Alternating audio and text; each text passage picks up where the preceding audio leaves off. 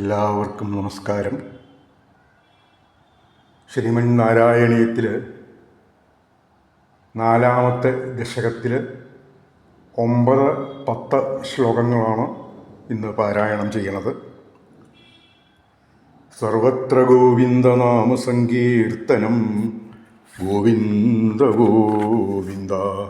ഓം നമോ നാരായണായ.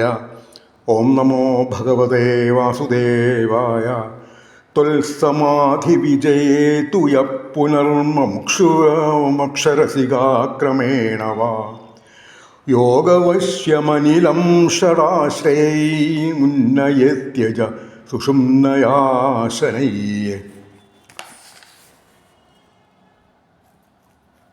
സമാധി വിജയം നേടിയ, അതല്ലെങ്കിൽ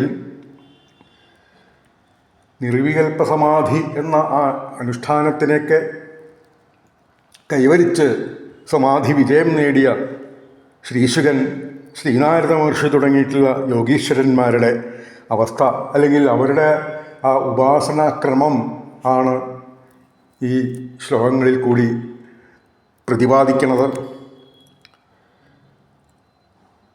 ഈ യോഗീശ്വരന്മാരെ, ഋഷീശ്വരന്മാരെ നേരത്തെ പറഞ്ഞല്ലോ, യാതൊരു തടസ്സവും കൂടാതെ ഭഗവാന്റെ നാമങ്ങൾ കീർത്തിച്ചുകൊണ്ട് ഈ ലോകം മുഴുവൻ സഞ്ചരിക്കുന്നു.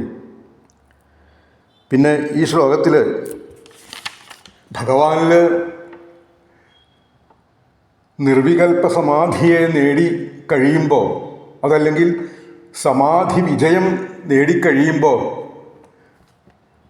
ഒരു ഭക്തൻ ഉടനെ, അതല്ലെങ്കിൽ ക്രമത്തിൽ പ്രാണായാമാദികളെ കൊണ്ട് കീഴടക്കിയ ആ പ്രാണവായുവിനെ 6 സ്ഥാനങ്ങളിൽ കൂടി സുഷുമ്നാ നാഡീശ്വരത്തിൽ കൂടി മെല്ലെ മേൽപോട്ട് ഉയർത്തണു. അപ്പം ഇവിടെ ഈ പ്രാണായാമം, പ്രത്യാഹാരം തുടങ്ങിയിട്ടുള്ള അഷ്ടാംഗയോഗാനുഷ്ഠാനങ്ങളെ കൊണ്ട് ഒരു യോഗി, ഒരു ഭക്തൻ എങ്ങനെയാണ് ഭഗവാനെ ഉപാസിക്കുന്നത് എന്നാണ് ഇവിടെ സൂചിപ്പിക്കുന്നത്. അപ്പം അങ്ങനെ ഈ പ്രാണായാമങ്ങളെ കൊണ്ട് കീഴടക്കിയ പ്രാണവായുവിനെ 6 സ്ഥാനങ്ങളിലൂടെ സുഷുമ്നാ നാഡീദ്വാരം ആ വഴിക്ക് മെല്ലെ മെല്ലെ മേൽപോട്ട് ഉയർത്തുകയാണ് ചെയ്യുന്നത്. മൂലാധാരം, നാഭി, അതേപോലെ ഹൃദയം, ഉരസ്, താലമൂലം, ഭ്രൂമധ്യം, ഇങ്ങനെയാണ് 6 സ്ഥാനങ്ങൾ. അപ്പം ഇങ്ങനെ ഈ പ്രാണായാമത്തിൽ കൂടിയും ഭഗവാനെ, ആ യോഗാനുഷ്ഠാനത്തിൽ കൂടി ഭഗവാനെ ഉപാസിക്കേണ്ട ക്രമത്തെ ഈ ശ്ലോകത്തിൽ കൂടി സൂചിപ്പിച്ചു. ഇനി ഒരു യോഗി, ഒരു ഭക്തൻ ബ്രഹ്മാദിലോകങ്ങളെ കാക്ഷിക്കുന്ന ഒരു ഭക്തൻ, അല്ലെങ്കിൽ ബ്രഹ്മാദിലോകങ്ങളെ ആഗ്രഹിക്കാത്ത ഭക്തൻ, യോഗി, ഇവരുടെയൊക്കെ അവസ്ഥ എന്താണ് എന്നാണ് അടുത്ത ശ്ലോകത്തിൽ പ്രതിപാദിക്കുന്നത്. ലിംഗദേഹമഭി സന്ധ്യജന്നധോലീയത്തെ ത്വയിവരേ നിരാഗ്രഹ ഊർധ്വലോകകുതുകീതുമൂർധത സാർദ്ധമേവ കരണൈർനിരീയതേ. ബ്രഹ്മാദി ലോകങ്ങൾ, അല്ലെങ്കിൽ ഈ ഇങ്ങനെയുള്ളതായിട്ടുള്ള ആ അവസ്ഥകളെ അതിലൊന്നും കാക്ഷിക്കാത്ത, ആഗ്രഹം ഇല്ലാത്ത ഒരു യോഗി, ഒരു ഭക്തൻ എന്താണ് ചെയ്യണത്? പ്രാണവായുവിനെ ഭ്രൂമധ്യത്തിലേക്ക് ഉയർത്തി അല്പനേരം അവിടെ ഇങ്ങനെ പിടിച്ച് നിർത്തണു. എന്നിട്ടോ അതിനുശേഷം ആ ലിംഗ ശരീരത്തെ തന്നെ ഉപേക്ഷിക്കണു. പിന്നീട് ഈ അങ്ങനെ ആ ലിംഗശരീരത്തെ തന്നെ യോഗി, ഭക്തൻ ഇവിടെ ഉപേക്ഷിച്ചിട്ട് ഗുരുവായൂരപ്പ ബ്രഹ്മസ്വരൂപനായ അവിടുത്തെ വപസ്സിൽ അങ്ങയിൽ ലയിക്കുകയും ചെയ്യണം.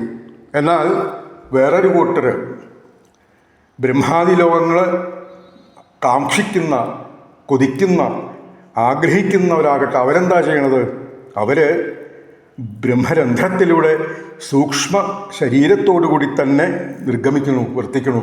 അപ്പം ഇങ്ങനെ ഈ ബ്രഹ്മാദി ലോകങ്ങളെ ആഗ്രഹിക്കുന്ന ഭക്തൻ അല്ലെങ്കിൽ യോഗി ഭഗവാനിൽ തന്നെ അവരുടെ ആ സൂക്ഷ്മ ശരീരത്തെ പോലും അവർ ഉപേക്ഷിക്കണു.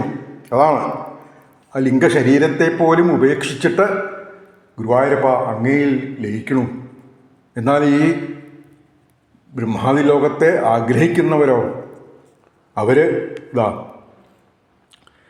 ഈ ബ്രഹ്മരന്ധ്രത്തിൽ കൂടെ സൂക്ഷ്മ ശരീരത്തോടുകൂടി തന്നെ അവിടെ വർത്തിക്കണു. ഇങ്ങനെ ഈ ബ്രഹ്മാദി ലോകളെ ആഗ്രഹിക്കാത്ത ഒരു യോഗിയുടെയും ഒരു ഭക്തൻ്റെയും, അതല്ലെങ്കിൽ മറുവശത്ത് ബ്രഹ്മാദി ലോകങ്ങളെ ആഗ്രഹിക്കുന്ന ഒരു യോഗിയുടെ ഭക്തൻ്റെയും അവസ്ഥാവിശേഷങ്ങളാണ് ഈ ശ്ലോകത്തിൽ കൂടി പ്രതിപാദിച്ചത്.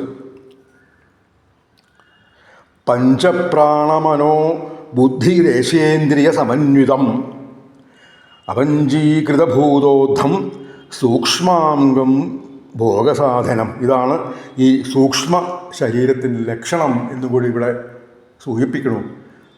ഇനിതാ അടുത്ത ശ്ലോകങ്ങളിലും ഇതേപോലെ ഈ പ്രാണായാമത്തിൽ കൂടിയും ധാരണയിൽ കൂടിയും പ്രത്യാഹാരത്തിൽ കൂടിയൊക്കെ ഭഗവാനെ, അങ്ങനെയുള്ള ഓരോ യോഗാനുഷ്ഠാനങ്ങളിൽ കൂടി ഭഗവാനെ ഉപാസിക്കുന്ന ഭക്തന്മാരുടെയും യോഗികളുടെയൊക്കെ കഥകളാണ് ഇനിയുള്ള ശ്ലോകങ്ങളിലും വർണ്ണിക്കുന്നത്. അത് നമുക്ക് നാളെ സ്മരിക്കാം. സർവത്ര ഗോവിന്ദനാമസങ്കീർത്തനം. ഗോവിന്ദ ഗോവിന്ദ.